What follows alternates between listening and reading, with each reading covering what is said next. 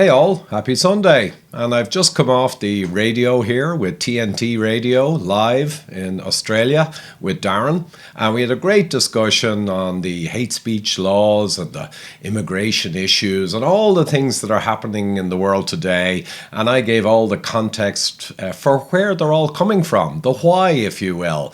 So a fantastic discussion. It's up on their YouTube channel, but they absolutely told me it was okay to go ahead and grab the piece and to drop it in here for you guys. And in links down below, you'll see the TNT Radio Live link, which is great. Subscribe to those guys, get involved. Great news on what's going on in the world. And also I've put the link to my talk in Southampton, which gives the full detail and geopolitical history, all fully published. So no worries about misinformation or shadow banning. It's all fully published in the archives and in other publications. It's simply history, but it explains exactly what's happening in the world today. So without further ado, here we are in our interview on TNT Radio. Enjoy. This is Digging Deeper with T.D. Denslow on today's News Talk, TNT Radio. I've got Ivor Cummins waiting for me in the room, the Fat Emperor himself. Ivor is a technical manager, a team leader, a biochemical engineer, a problem-solving specialist, technologist, and public speaker of some note.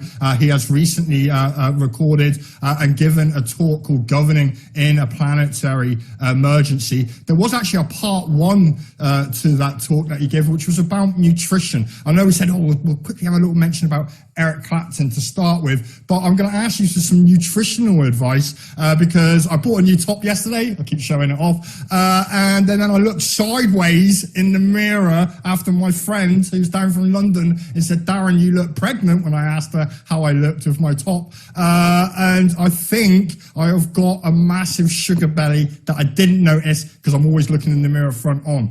So I'm just going to go straight to you. I was going to do a story on Rwanda and immigration, but it's a bit boring. And I'm much more interested in getting some advice on how either I can solve the sugar belly that I'm developing in my old age of almost 46, mate. So any advice then on how I can counteract my sugar belly? Yeah, at its simplest, I mean, there's so much science in the last 10 years for me, but at its simplest, I always tell people that there's a thing that's causing most modern obesity and chronic disease. It's not really exercise, though that's important. It's the food we eat. And essentially, I keep it simple and I say the devil's triad. And that was my phrase to simplify. So sugars, refined grains, refined carbohydrates, and seed oils, the heart-healthy vegetable oils, and they are anything but. So those three things are together the problem with modern chronic disease, mostly, overwhelmingly. So the question is, what if you avoid sugars and you avoid the seed oils, you don't use vegetable oils, and you avoid refined carbohydrates? Well, the problem is it's very difficult to do because they are the major constituents of most ultra-processed foods. And the British Medical Journal a few years ago came out with the shocking reality that over 60% of UK calories consumed are ultra-processed foods, and they are the devil's triad. So you see how hard it is to dodge. The simple solution is eat real food only, which is meat, fish, eggs, and above ground vegetables, ideally, not starchy potatoes and sugary things. And that's it. Now, it's not easy because trying to eat real food after all the addictive processed foods we've been assailed with for a half century, it's not easy. But when you realize you gain everything, so you get mental acuity, weight loss, toning, you feel much better, mood elevates, you're more effective, productive, your whole world changes.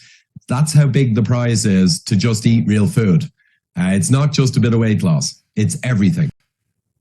It's almost certainly after the comment I got from my friends yesterday saying I look pregnant, and I really do. It's like I'm a skinny, fat bloke, and it's the first time I've really noticed just how bad it is. My 2024 New Year's resolutions are going to be following along the guidance that you just give me with regards to my eating habits. Sugar, stop frying in vegetable oil, and don't eat any processed food. And I'm actually sort of along that way. You're shaking your head at me. I'm along that way anyway, but I think I need to double down on my efforts. Okay, today we're going to be talking about less savory topics, immigration, the agenda that's pulling before us, the hate speech laws that they're trying to implement in Ireland as a result of recent troubles on the streets of Dublin. But before we get to all those horrible things, I just wanted to hear about your meeting with a very famous guitar player, Eric Clapton, Ivor.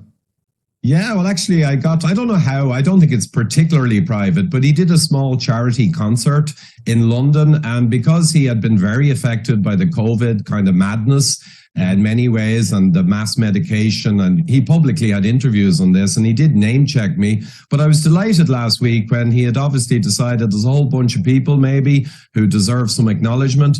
So he contacted me and invited me and some family to come to this private concert. So it was around 200 people only, and we got seats A1 to A4 right in the front.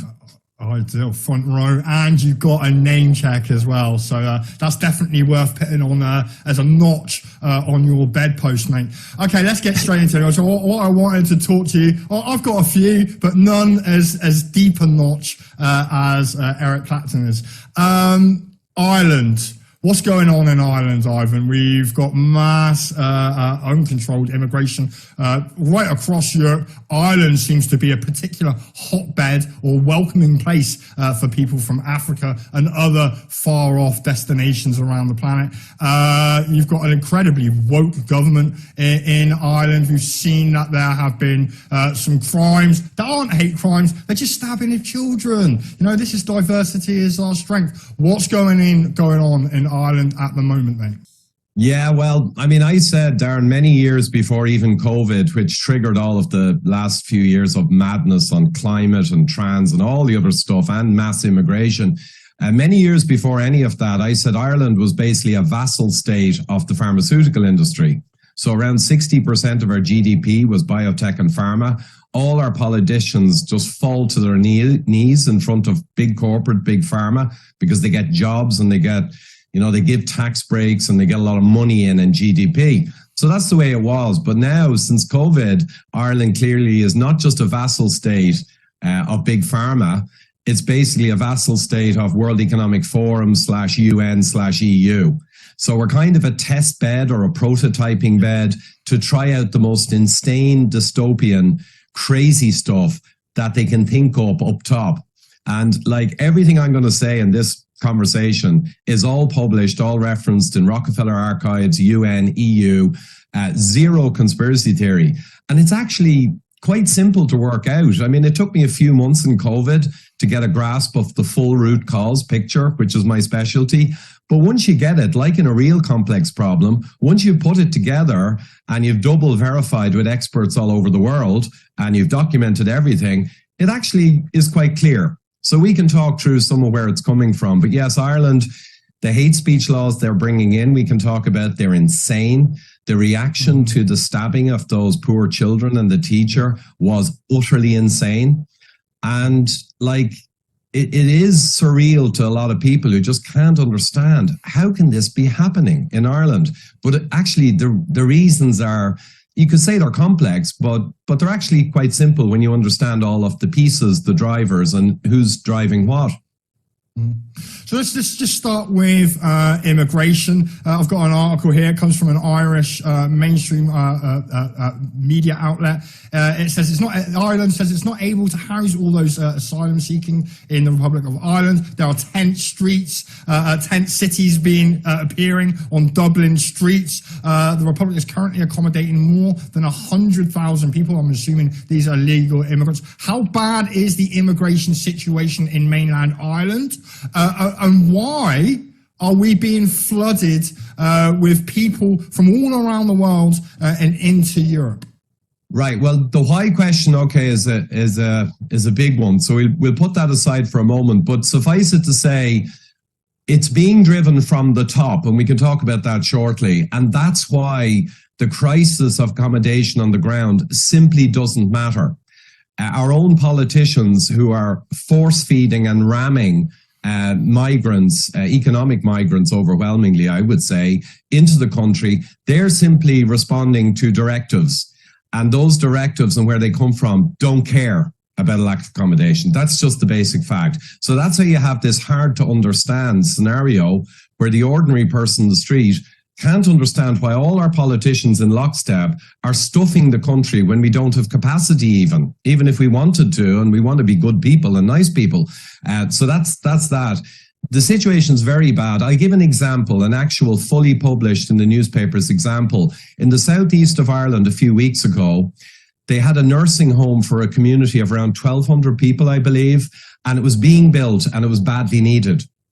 They switched it over, cancelled it, and they turned it into, and they're working on it, a home for housing young male unmarried men, migrants. So there's not women and children, it's not Ukraine war, no question. They're Georgia, the Congo, all over the world. And they actually cancelled the nursing home. So the local people got 1,000 people to march, and the media basically just sneered at them and kind of called them far right. Yeah. I mean, it's insane. But that's what's happening. Multiply that by a big number. Hotels in small rural areas are being taken over and stuffed. And there's an embarrassment now in the government about the tent city problem. And they're saying, oh, this is terrible. It's embarrassing. But they made it because they didn't care a toss for our 15,000 or whatever homeless. They did nothing for them in the last 10 years. But now they're embarrassed after force feeding in 100,000 people or more in the last year or two, creating an obvious, inevitable problem. And now it's embarrassing. But the problem is they're responding to basically diktats from very far up the chain. And that's why there's this misfit between what they're doing and what the result is. That makes no sense. That's why.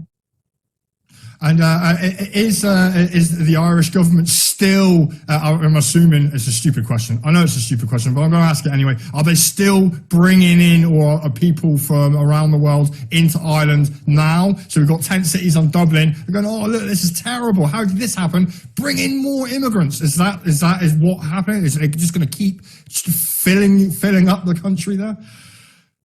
I never thought it would happen in Ireland. It gets a little hard. Sorry. Go on. I keep interrupting you, Ivor. Carry on. Oh, no, sorry, Darren. No, it gets a bit hard to tell because like COVID and like excess mortality, they begin to not share the figures so readily. So you can see the graph of immigrants to Ireland monthly, and of course it goes off the scale in the last year or two. And Ukraine was the so-called reason. But to be honest, the Minister for Children, which that's another whole story, he sent out last year a tweet in many languages, basically saying, come on over, within a few months, you'll have a house, you'll have all the money. I think they get free phones as well. Ireland is open for business. Come on in, economic migrants. And it was indeed in Ukrainian, and there's a little bit of Ukrainian war stuff in there, it's a good cover. But he also put in the languages of East Africa and Congolese, I believe, and Georgian. So put out in all those languages. So the narrative was, oh, Ukraine, and everyone wants to help Ukraine, women and children. But it was heavily dominated by men, youngish men, who you'd think would be over there fighting, like we would if we were at war, and also all these other areas. So it was clearly cover. It was a cover to maximum influx of economic migrants. That was the reality. It's on the record. Yeah, I mean, to be fair, if I was a Ukrainian man and I heard that the Russians were coming, I would have jumped on the first plane or bus or train out of that country and headed to the green pastures of Ireland. But there were actually a lot of videos when we had this influx of Ukrainian refugees or immigrants into the UK and into Ireland. There were quite a few videos going, are you from Ukraine and that? And there would be a black person with an Indian accent or Bangladeshi accent or something saying, I'm from Ukraine. So you say they used it as cover to allow immigration, but did they use Ukraine as cover to allow illegal immigration from everywhere except from Ukraine? Well, I think Ukraine also. So the cover story wasn't 100% false because, of course, they allowed plenty of Ukrainians in. Otherwise, it would have been too obvious a fraud. But they just, in the back door, then put all the other languages out just to flood with whoever and anyone. And that's just the way it was. And that's effectively, it's on the record. So, and you saw all the videos and, the people say, oh, yes, I'm from Ukraine. Then there's no follow-up question that's answered because they can't answer it because of it. Yeah. And there's a huge thing that even got in our mainstream where countless people were coming in and they got on the plane with a passport because they couldn't get on without one. And when they got to Ireland, can't find my passport. So I'd say there's masses of passports and trash cans all over Europe and way beyond that from the people who turn up in Ireland. And it's sort of just, we're going to a break now. It's mainly men. Very quickly, we've got like a minute before the break. Why do you think, and I'm sure it's gonna come on further in our conversation, why it is mainly young men? There are people who think, we're importing an army. Some people, it's because they don't care about their women and children and they're leaving them behind in war zones. But we're bringing them in. Why are we bringing in primarily young men? Is it just from an economic standpoint? Well, my best shot at that is not about creating an army, but certainly about creating disruption and undermining cultural heritage, sovereignty, nationality, and nationalism. Mm-hmm. It's certainly for that, but I don't think it's directly, people say, they're going to make an army. No. It's simpler than that. So in the 1920s and 30s, the Pan-European Union documented an intention for a European superstate, globalism, if you will. Yeah. And they were serious and they were pretty heavy-hitting guys. And they've been going ever since, and many more groups. And they documented and had the idea, and they are correct, that you'll never have a pan-European full union, a super state of Europe, if you have all these different countries, like red-haired Irish with all of their music, and then you have Swedes, tall and austere, with blue eyes. If you have that all across countries of Europe and they have their own cultures, you're obviously never going to make them into one big blob, one big blancmange super state of generic people. Mm-hmm. The obvious thing to do is flood in plenty of very foreign people. And in a sense, this is the funny thing. You get accused of racism if you talk about this fascinating topic, but the people who are driving it are the ultimate racists because they're using poor people and races as a tool to get global governance. Mm-hmm. And that's very racist, to use people as pawns, to pick and choose races that will most disrupt other countries. That's shocking racism, right? Yeah, it's the worst type of racism. Look, you're from Plymouth. You're from a city that was built by slavers. And I think, you're importing all these people in dinghies and bringing them in through, planes, and they're losing their passports, and they're all from Africa, and you're going to use them as cheap labor. So you're right. It's an ultimate expression of racism. And the people who are the establishment, the elite figures, the globalists who are allowing or giving the orders for this to happen, they go around calling everyone racists and Nazis and white supremacists and far right. And actually, that's just in a case of a projection onto the public, like you just said. It is the racists that are in power. We're going to carry on this conversation just a few moments, Ivor, here on TNT Radio. Rick Munn on TNT Radio, lighting the fuse for freedom. TNT Radio. Welcome back to TNT Radio. You're here with me, Didi Denzo, on a Sunday edition of Digging Deeper. I'm here chewing the fat with Ivor Cummins. I'm just looking at the live chat, so big shout out to everyone in there. I was just asking, why are they bringing all the young men into Ireland, UK, Europe? And a comment here from Nige in the live chat says, the biggest weapon that they bring in is sperm. And actually, is he going to say it? They're bringing in breeders, aren't they, as part of the Kalergi plan, because they want to breed out the whiteness of Europe and of Northern America and probably Australia to create that homogenized society where the English will finally get on with the French, because it wouldn't happen unless we were all the same color and all the same religion. So big shout out to everybody in the live chat. Keep your comments coming in. I will try to ask Ivor if I see them in time. As a result of all this massive immigration, there have been some violent incidents. The most recent one was the stabbing of some young kids and women at school by an Algerian Irishman. He was sort of a naturalized Irishman. What was the feeling amongst the public, not just on that incident, but on immigration in general? We saw the violence or the scenes in Dublin. That's now resulted in a push on hate speech legislation and censorship in Ireland. Can you tell me some more about that, please, Ivor? Yeah, well, that was classic exploiting. So there's no question. There was two things. One, it kind of was the spark to cause a lot of trouble.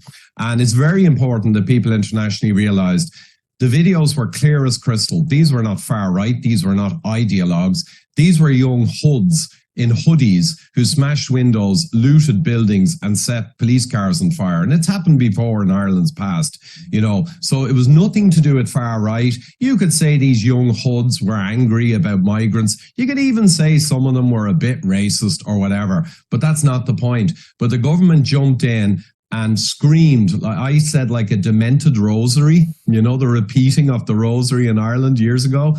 A demented rosary, far right, far right, far right, far right. And it was just comical to watch because they knew and had seen the videos and they knew there were a bunch of young thugs. And the young thugs were taking advantage of the sentiment in the public that has become very, very concerned about uncontrolled migration. And they just took advantage of it, knowing the public were angry at this stabbing. It's time to have a bit of a riot. Right? That's what the situation was. That is the fact. But the thing is, the government then, of course, saw this problem, and we had a Red C, I think, official poll, and over 75% of broad sector of Ireland said our immigration policy has become too lax and it needs to slow down. So 75% of people know there's a problem. They know there's a problem, and that's a fact. And it was taken advantage of. But it was amazing to watch the government see this problem. We know the people are angry. The broad swaths of people are angry. We know we're forcing a policy that comes directly from above on them. That's why they're angry, right? And they're entitled to be. So what are we going to do now? Well, obviously, what any politician does, flip the truth upside down and use the situation. So they're actually using it, saying internet hate is what caused the problem, right? So we need our new insane hate speech laws. They didn't say insane. They are insane, Darren. I can give an idea of what's in these hate speech laws. They're just palpably insane. Yeah, I've actually got an article here. Quickly, before I just touch on this article about the new insane hate speech laws that might be coming into place in Ireland. Doesn't the fact that there are 75% of people who are aware of the problem, unhappy about immigration, think it's a problem, doesn't that in itself create a massive problem? Because you've got 75% of people saying, no, stop, enough, and then you've got a very small minority in the government and obviously taking diktats from above, the World Economic Forum, forcing this still. No, you will have this, you haters, you horrible people, you right-wingers, but you will have more immigration, particularly in Ireland. I'm guessing it's fairly volatile there because of the Irish and the red hair. Could we see that there's going to be more trouble on the streets in Ireland and around the west of the Western world? Yeah, well, that's clearly where it's heading. And our own Prime Minister that drove this madness personally a few weeks ago came out and went on the record and said, yeah, we've probably overstepped the mark. And he was actually saying what the people were saying. Now, that's very clever because he's a member of the World Economic Forum and he will intimately know what all these strategies are about. But he's covering his ass and speaking out of both sides of his mouth by publicly, he did the same in COVID, publicly going out and appealing a little to the people. And as I said, and I was talking to someone about this, he'll just say that, get a bit of calming down that, oh, maybe our politicians are listening. Let it settle and then open the tap again in a few months and flood the zone again. This is boiling frog. It's so obvious and so hard to watch. But yeah, it's heading for problems. And in any tyrannical emerging government structure, which we're certainly in now, COVID and climate, it's clear as day, they'll use propaganda and they'll use coercion and they'll divide people to conquer, to get people fighting amongst themselves. This is as old as the Roman Empire and before. It's clear as day.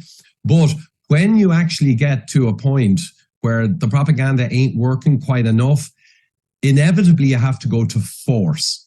And that's where the hate speech law, and I would say future draconian force and using your police forces comes into play. So, you know, the carrot you've used, the propaganda carrot, and then at some point you have to bring in a bit of stick. And that's what the hate speech law is, to give a legal cover for when they bring in a bit of stick and they can go over or go after people who have any problem with the government or any problem with these policies. You'll be able to nail them with these laws. That's what these laws are about. And I've got just a little paragraph, again, it's taken from an Irish mainstream media outlet about the new proposed hate speech or hate crime laws in Ireland. And it says the creation of a new offence of incitement to violence or hatred is laid out in Section 7.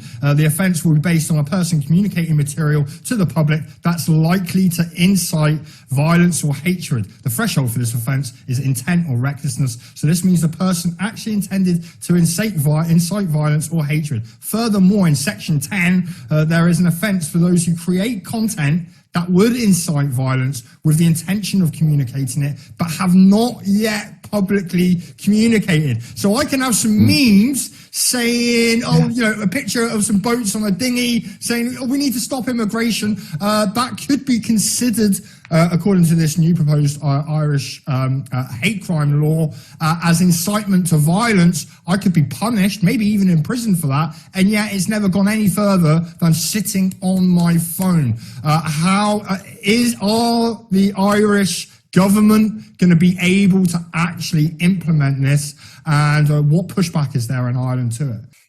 Well, yeah, it went through one of our houses of Parliament as such. And of course, as usual, the politicians are clueless anyway. I mean, anyone who ends up in politics nowadays is either just greedy, selfish, self-interested, and they're technically inept, all of them, because the talents that bring you towards politics are the opposite brain function of technical kind of smarts, mathematical, etc. So we've got a bunch of idiots, sadly. And I know it's easy to poke at politicians, but it's just a fact, right? So that bunch were told, the hate speech law is going to be all nice and it's going to stop extreme skinheads and far-right crazy Nazis. And they all went, oh, great. And they signed off. So it went through the first house. And then people became aware. There was a significant campaign that was successful, and they put it on ice, and they pulled it back off ice on the back of the stabbed children, which is hugely ironic, of course, because they've turned truth upside down. But that law, like you read some of it, it's very important people to understand. We have a 1989 hate speech incitement to violence law, and it's perfectly functional. It's been used 50 or 60 times, I understand, and it actually is people who have actually incited violence, and it works. It's perfect. But what they've done with the new one is they put in anti-law, anti-logic, anti-anything. It's thought crime, Minority Report, 1984. It's essentially, if you have anything and one police constable or Garda, based on whatever he or she hears, can get a warrant from a very low-level court and can knock on your door and take all of your equipment, diaries, anything they want. And they've written in that to not give a PIN number or an encryption code is in itself an offense, right? So it's crazy at that level. The other level it's crazy is because the protected groups are around 10 or 11 now. And it's just absurd. Those groups, they have no problem. So it's all false from the start. And they haven't even defined exactly what the hate is. And the other thing that's, of course, completely insane is if you have anything in your private possession, which you are entitled to have inside your own head, your diary, or a meme, it's up to you to prove that you would not have shared that more widely. So in other words, it's guilty until proven innocent, which is an inversion of the law in itself. So it's just beyond insane. I mean, I could go on. But the document, like you have it, you can download it and read pages, think 10, 11. And it's just insane. It is insane. I don't like using that word too frequently. This is purely insane. And the reason it's insane is it comes from the top and the NGOs and the lobby groups. That's why it's insane. Mm-hmm.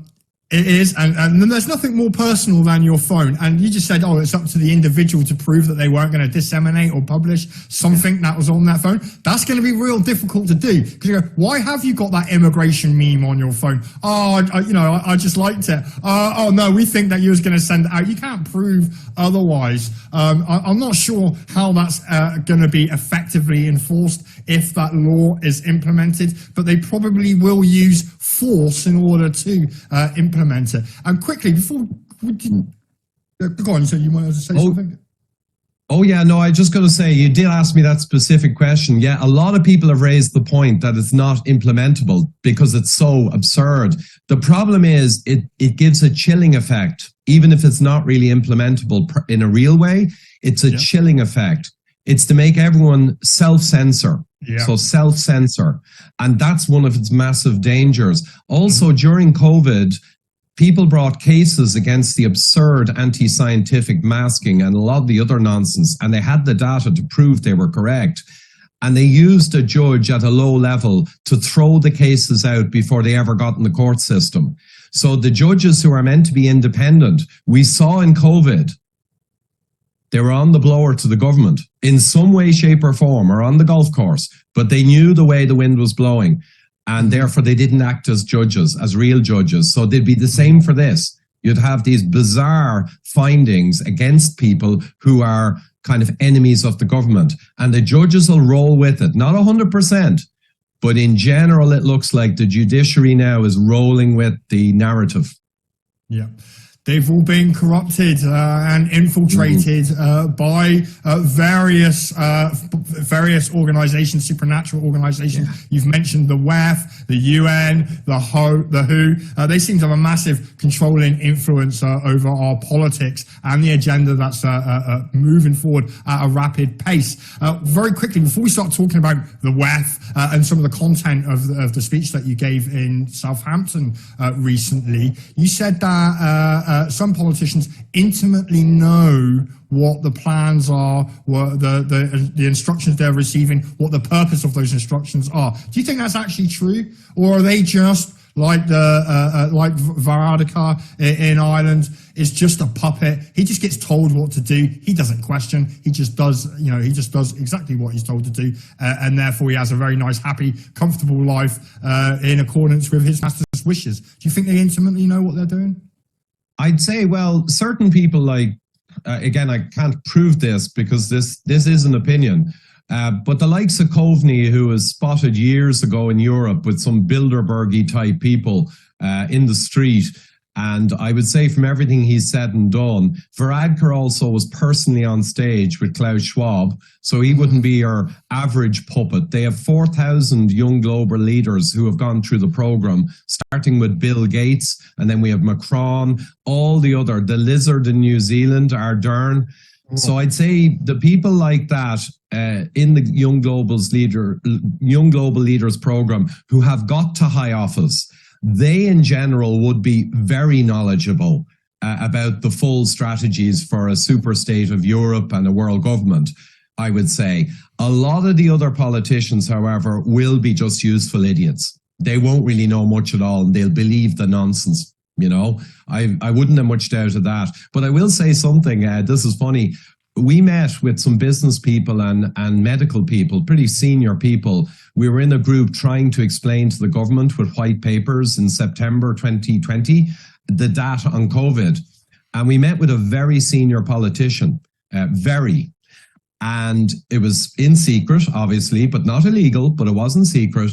And I gave a short presentation of 10 minutes, just the data on lockdown effectiveness, mortality, true impact, and mask effectiveness and seasonality, my basic stuff. Mm-hmm. And afterwards, I asked him, would you have been aware of some of that?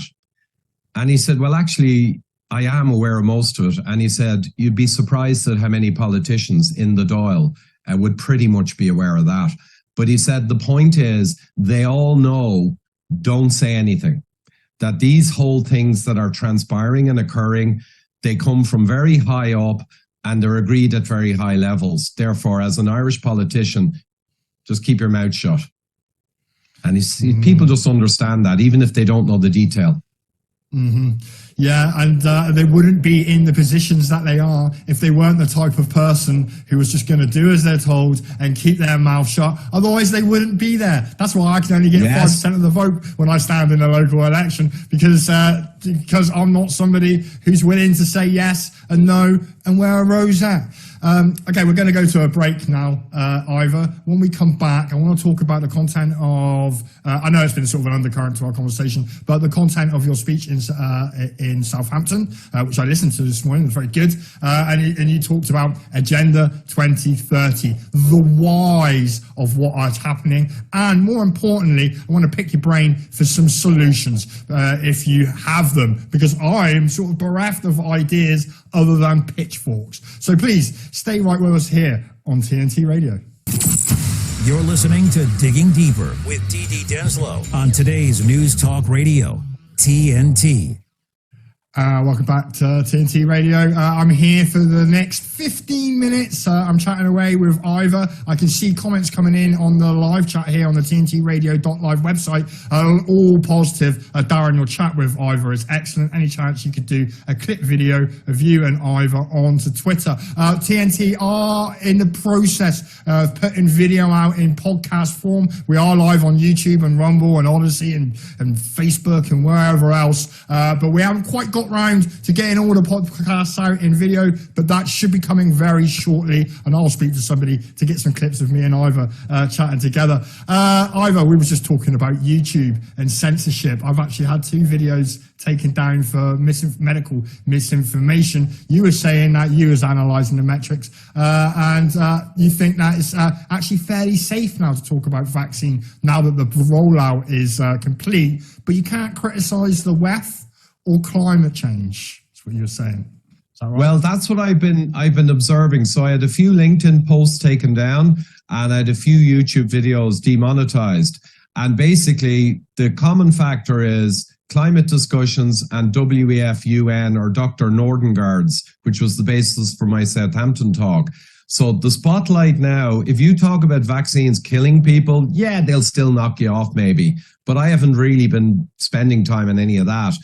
But it's very noticeable now. WEF, UN, Nordengard, Rockefeller history, right? They don't want you talking about that for obvious reasons, because it's the why. And if like even 20% of people had a basic understanding of geopolitical history, which we'll talk about now, this would be almost impossible to roll out, because you'd have a sizable minority of people saying, this is bullshit. It just comes from Rockefeller and the NGOs. So that's what's getting hit. And climate is their big strategy now that COVID's passed, Ukraine has passed. Yeah, we got Israel, Gaza. That's a murky one. But climate, as we can see with COP and next year's Summit of the Future, and the BMJ has come out with a huge report that 200 medical journals now are behind, saying that the climate emergency is a health emergency. So you see what they're doing? They're trying to merge the two into one, because people have to listen to health nonsense. Clearly, we saw that. And climate, they want to merge it in. And they want to get the legal power of the WHO pandemic treaty coming next year and the World Health Regulations to be able to declare a crisis in health anytime and do whatever they want. Well, put climate in with health, they'd be able to declare a climate crisis as a health crisis. It's so obvious. And climate change causes pandemics. We get new viruses and new illnesses and new diseases as the temperature gets hotter. I don't know how that works, but apparently it does. And what do we need? We need incompetent governments who can't handle pandemics so that we can have a WHO pandemic treaty. And these are some of the things that you discussed in your talk in Southampton. So my first question really is, why are we got all these agendas related to climate change, health, digital cooperation, quite like that one. Gender equality and empowerment of women. Women used to have it all. My friend's down from London. She hates the fact that all of her privileges that she had as a woman have now been stripped away with her under the name of feminism. Education and skills. They're just some of the things that you've mentioned in your talk. They are threads of an overarching agenda that's befallen us all. Agenda 2030. Why is all this happening? Yeah, well, okay, just for Agenda 2030, and I printed out some of the slides there for quick reminders. So World Economic Forum joined up. They were already synonymous with UN. So the first thing for people to understand is if you're going to give a one-word answer as to why, and it's not the whole reason, but if you had to give one word, that word is Rockefeller. So the Rockefeller Brothers Fund in the 1950s put their massive money and might behind their huge family desire. It was a dynasty desire for a world government, globalism, internationalism. And they viewed the UN as their own club, and they gave the huge amount of money and the land for the UN building in New York back in the 40s. So they basically had control of the UN, and they also had a whole load of other groups like the Council for Foreign Relations, the Harvard Commission, and they were connected in a massive way, and they wanted world government. And they knew it would probably take 50, 60, 70, 80 years. So they knew it would be after their death. But their sons took over, and their grandsons and granddaughters took over. So Rockefeller's a big thing, but they set up Rockefeller Brothers Fund. They brought in Kissinger. Everyone knows that old lizard, all right? And he managed all their stuff, and deep ties to CIA, which part funded the Harvard Commission back in the 60s. And connections to State Department, government, everything. And there's no conspiracy theory there. You see, of course the CIA were involved because they saw that the Rockefeller movements to an international government, well, it'd have to have an American leadership because the CIA look out for America. So of course they had to be involved because it's the future world government. It's really important nationally. So there's no conspiracy theory here. It's all documented. But ultimately, the decades went by, they created the Club of Rome.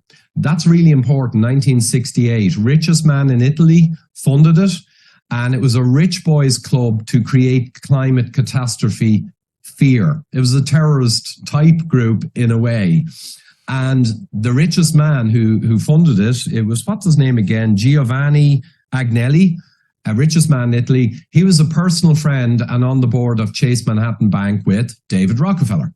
So everywhere you go, Kissinger, Schwab, David Rockefeller, Nelson Rockefeller, Agnelli, on and on, all of these groups that have been built over 50 years with one view towards a world government, all the same characters are there throughout, and it's all documented.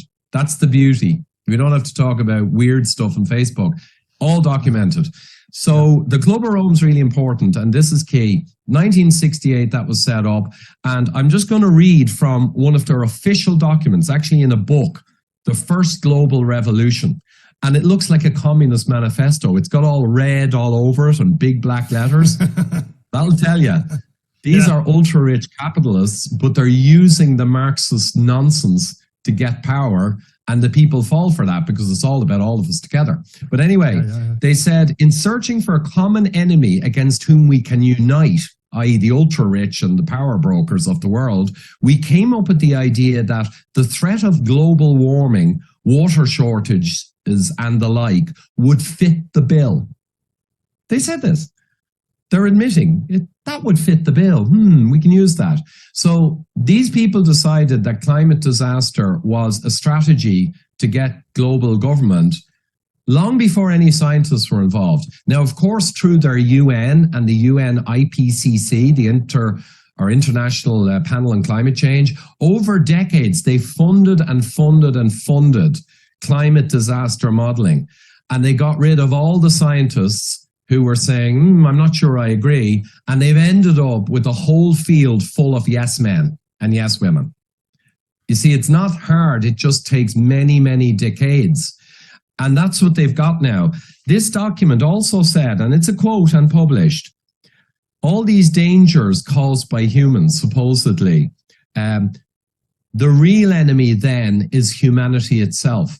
So they decided that the new enemy after the Cold War would be us, not them, because they got private jets and caviar and champagne. They'd rule over the future world governments, so they were fine. But the real enemy was humanity. That means the 99.99%. And that's what they've done. And that's why we have all this madness going on. And none of it makes real scientific sense, because it's just part of a corporate, very well constructed long game strategy and program. And it sounds like a conspiracy theory. But the funny thing, this last thing I'll say, Darren, on this, sorry, I'll let you in. But the funny thing is, I spent 20 years in management and corporate and got involved in some pretty sleazy stuff in many ways. This is an exact mirror image of how we did it in corporate. There's a tops-down structure from the VPs down.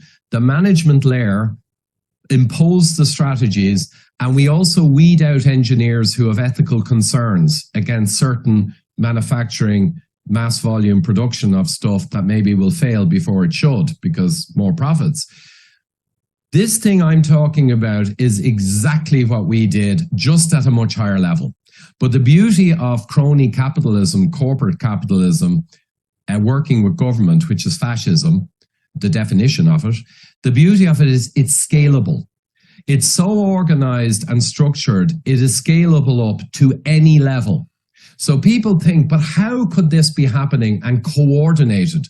Well, they don't understand that corporate and institutional corruption is scalable. It can go to any level.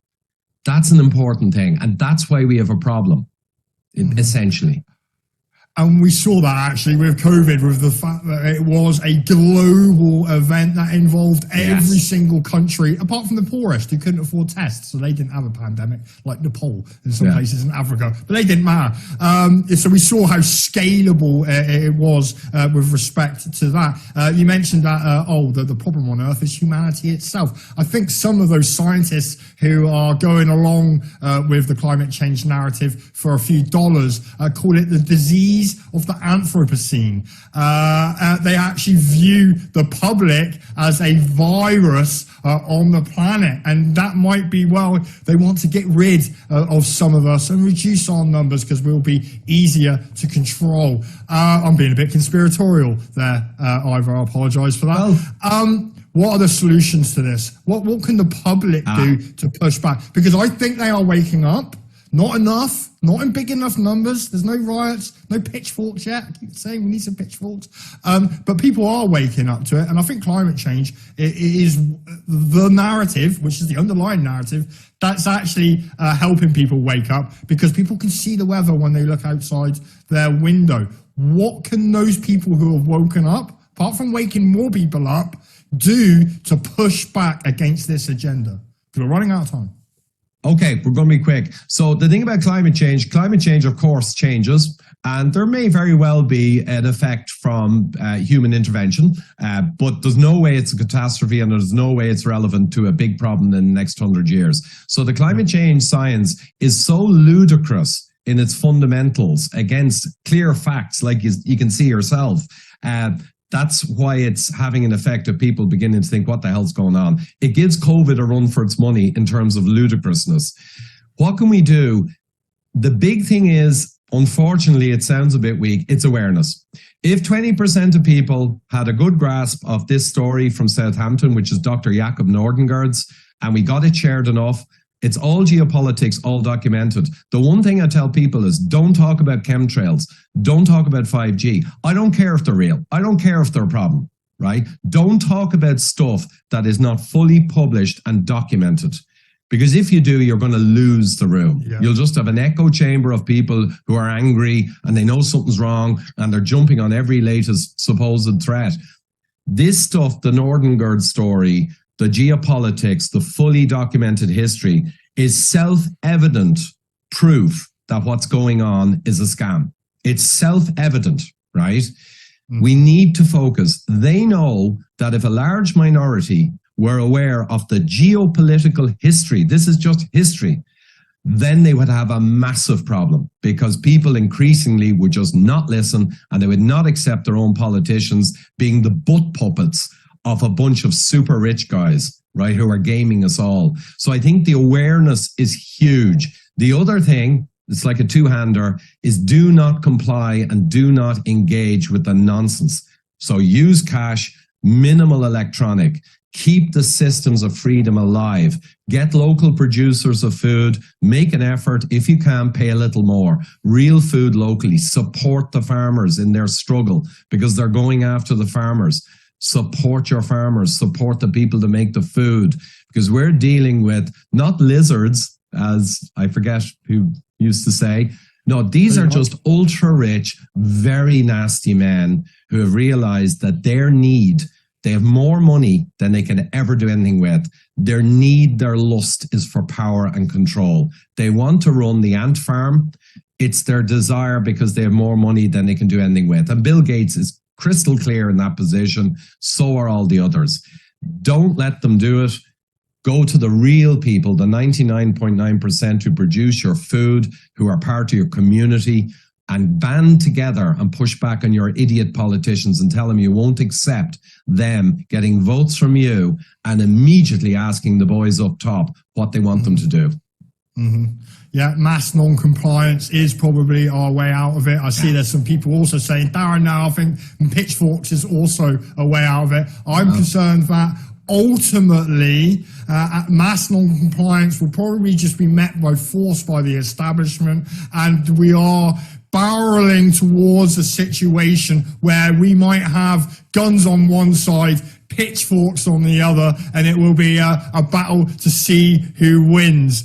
You see that as a likely possibility, or, because we're coming to the end of the show now, last minute, have we got something other than that positive to say to the audience, Ivor? And you've been a fantastic guest, by the way. Oh, no, thanks so much, Darren. Well, I'd say, look, inevitably understanding the full root cause tapestry and understanding geopolitics. And the other advantage I had was as a World War II buff for decades. I've watched thousands of hours of documentaries. And anyone who's a World War II buff, generally, they saw this thing for what it was. And the Eastern Europeans and the people who used to be under communist rule, they didn't fall for COVID. Right? No. So the problem is we have a fat, lazy 3 generations since World War II population in the West, and they're cannon fodder for this nonsense. So a positive thing, I think ULEZ was a good example for international people. ULEZ is the ultra low emissions in London. Complete nonsense. But people are now putting covers over cameras, and I'm not promoting. That'll do it for this Sunday, folks. Hope you enjoyed that conversation, and I hope it was extremely illuminating, which I believe it was. Links down below, as I said, and thanks so much to all of my Patreon and PayPal subscribers. You guys and people who support the likes of TNT Radio are pretty much the only hope we have of getting out accurate geopolitical history, accurate politics and what's going on in the world and why and what's actually happening, because sadly the mainstream legacy media have just fed us with a torrent of nonsense for many years now, and we really do need to counteract that with actual facts. So thanks so much, and anyone else who can hop in and support Patreon or PayPal, really appreciate it. Thank you.